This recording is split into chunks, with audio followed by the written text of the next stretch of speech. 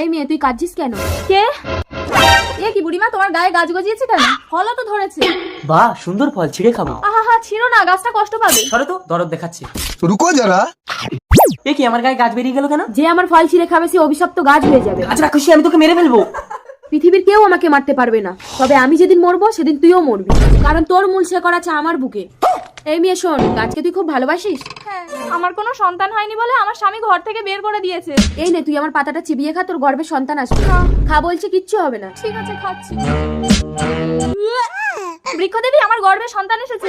তার আগে বন্ধুরা, আপনারা যদি ইন্ডিয়ান হয়ে থাকেন তাহলে লাইক করুন এবং বাংলাদেশি হয়ে থাকলে সাবস্ক্রাইব করুন। তার পাশাপাশি যদি মুসলিম হয়ে থাকেন তাহলে লাইক এন্ড সাবস্ক্রাইব ভিডিও করুন এবং কমেন্ট বক্সে বলে যান আপনি মুসলিম না হিন্দু।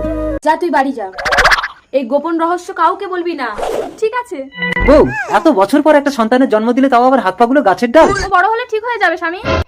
মরণ মাসে একটি অভিশপ্ত গাছের ফলকে সবাই গাছ হয়ে যাচ্ছে। আরে গাছটাকে কেটে দাও। গাছটাকে কাটাও যাচ্ছে না, পোড়ানো যাচ্ছে না, আসলে ওটা তো একটা মানুষ। মরণ মশাই, মানুষ গাছ? তাহলে তো ওটাকে আমি গুলি করে মারবো। ওগো, তুমি গাছটাকে মেরো না। এই তুমি চুপ করো তো, তুমি গাছকে বেশি ভালোবাসো বলে তোমার ছেলের গায়েও গাছ গজিয়েছে। এই চলো। আমার মূল শেকড় তোমার বুকে। দেখেছেন মরণ মশাই, এই গাছ রাক্ষসীকে মারাই যাচ্ছে না।